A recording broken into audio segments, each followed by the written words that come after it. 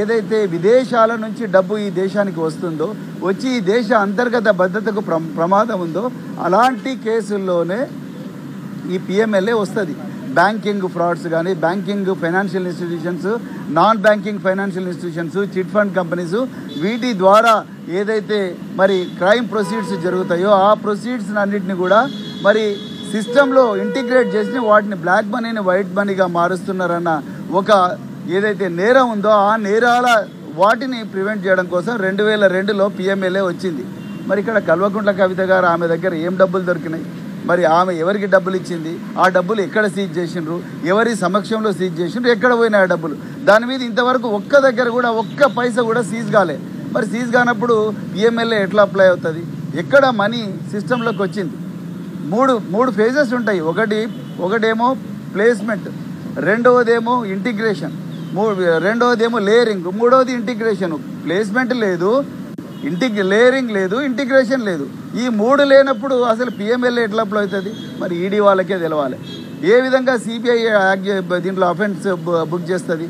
మరి section 7 of prevention of corruption act అన్నారు. మరి కల్వకుంట్ల కవిత గారు ఎమ్మెల్సీగా నాకు ఈ పని చేస్తే ఏదైనా కామన్ సెన్స్ ఉండేవాడు ఎవడైనా ఇన్వెస్టిగేటింగ్ ఆఫీసర్ ఫస్ట్ చూసేది ఒక పబ్లిక్ సర్వెంట్ నేరం చేసేటప్పుడు ఒక పని చేయాలనుకుంటే దానికి కొంత డబ్బు డిమాండ్ చేస్తారు. ఒక రేషన్ కార్డు ఇవ్వాలనుకుంటే ఆ రేషన్ కార్డు నీకు ఇవ్వాలనుకుంటే నువ్వు నాకు ఇంత మనీ ఇవ్వని డిమాండ్ చేస్తారు. ఇక్కడ ఒక పని ఒక అవసరం లేదు, రెండోది ఒక డిమాండ్ లేదు, ఒక లంచం డిమాండ్ చేసినట్టుగా లేదు. మరి ప్రివెన్షన్ ఆఫ్ కరప్షన్ యాక్ట్ ఎట్లా వస్తుంది? ఇందులో కేవలం బలవంతంగా బ్రూటల్గా కేంద్ర ప్రభుత్వం తన ఆధీనంలో ఉన్నది, అన్ని రాజ్యాంగ వ్యవస్థలు నా కంట్రోల్లో ఉన్నాయని నరేంద్ర మోడీ గారు ప్రతిపక్ష పార్టీలన్నీ గొంతు నొక్కడం కోసం దౌర్జన్యంగా PMLA prevention of corruption act ఇందులో యాడ్ చేసిండ్రు. నిజానికి ఇందులో ఎక్కడ కూడా టెర్రరిస్ట్ ఫైనాన్సింగ్ లేదు, లేకపోతే narcotics drugs and prevention of psychotropic substances act లేదు. అదేవిధంగా ఏ స్పెషల్ యాక్ట్ కూడా దీంట్లోకి రానప్పుడు వీళ్ళ దగ్గర ఒక పైసా దొరకలేదు. కేవలం అప్రూవర్స్, ఐ రిపీట్, అప్రూవర్స్ ఇచ్చిన స్టేట్మెంట్తోని కో అక్యూజ్డ్ అనే వ్యక్తుల దగ్గర నుంచి బలవంతంగా తీసుకున్న స్టేట్మెంట్లతోనే మరి ఈరోజు ఇది వస్తుంది. ఈరోజు ఆమెను అక్యూజ్డ్ చేసిండ్రు. నిజానికి జైల్లో కవిత గారు మాకు స్పష్టంగా చెప్పడం, మా మీద ప్రెజర్ ఉన్నది, వాళ్ళ పేర్లు చెప్పండి, వీళ్ళ పేర్లు చెప్పండి, వాళ్ళ పేర్లు చెప్పండి, వీళ్ళ పేర్లు చెప్పండి, ప్రెజర్ పెడుతున్నారు కేంద్ర ప్రభుత్వం, ఈ కేంద్ర దర్యాప్తు సంస్థలు మా మీద ప్రెజర్ పెడుతున్నారని చెప్పేసి మరి కల్వకుంట్ల కవిత గారు చాలా స్పష్టంగా చెప్పడం జరిగింది. నిజానికి ఈడీ ఎంత ఏకపక్షంగా దౌర్జన్యంగా వ్యవహరిస్తుందంటే మీరు చూడండి. హేమంత్ బిశ్వా శర్మ అస్సాం చీఫ్ మినిస్టర్, ఆయన మీద 100 కోట్ల స్కామ్ ఉన్నది, దాని మీద ఇంతవరకు ఆయనకు జైలుకు పోలేదు. అదేవిధంగా అజిత్ పవార్, ఆయన మీద కూడా మహారాష్ట్ర కోఆపరేటివ్ బ్యాంక్ స్కామ్ ఉన్నది. ఏదైతే ఎకనామిక్ అఫెన్సెస్ వింగ్ మహారాష్ట్రలో కేసు క్లోజ్ చేస్తే మళ్ళీ ఈడీ తీసుకొచ్చి దాన్ని ఓపెన్ చేసి మళ్ళీ ఆయన మాట వినకపోతే, మాట వింటేనే ఆయన బీజేపీలో జాయిన్ అయిన వెంటనే మళ్ళీ కేసు క్లోజ్ చేసిండ్రు. జగన్ భుజ్బల్ అదేవిధంగా closure report, Praful Patel closure report. అంటే ఈడీ సెలెక్టివ్గా తన బీజేపీలకు ఎవరైతే వస్తారో వాళ్ళందరి మీద కూడా సైలెంట్గా ఉండడం, బీజేపీలకు ఎవరైతే రారో, అడుగులకు ఎవరైతే మడుగులు వస్తారో, వీళ్ళెవ్వరు కూడా వాళ్ళ మాట వినరో వాళ్ళందరి మీద కూడా మరి కేసులు అక్రమంగా పెట్టి జైల్లో పంపిస్తున్నారు. ఏ మీడియా కూడా దీన్ని ప్రశ్నించే పరిస్థితి లేదు. కోర్టులను కూడా భయపెట్టిస్తున్నారు ఇవాళ బీజేపీ ప్రభుత్వం. That's why we have met Ms. Kalvakuntla Kavita Garu today, and then she is very strong and she has been sharing with us that there is a lot of pressure from the investigating agencies to add the names of other politicians who are not towing the line of BJP, which is absolutely illegal, unconstitutional and immoral.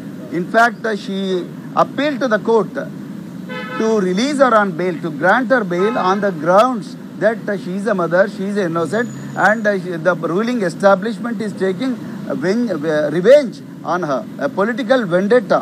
So this is a case of absolute political vendetta. That's why we are condemning this totally. And then there is a wrong application of law.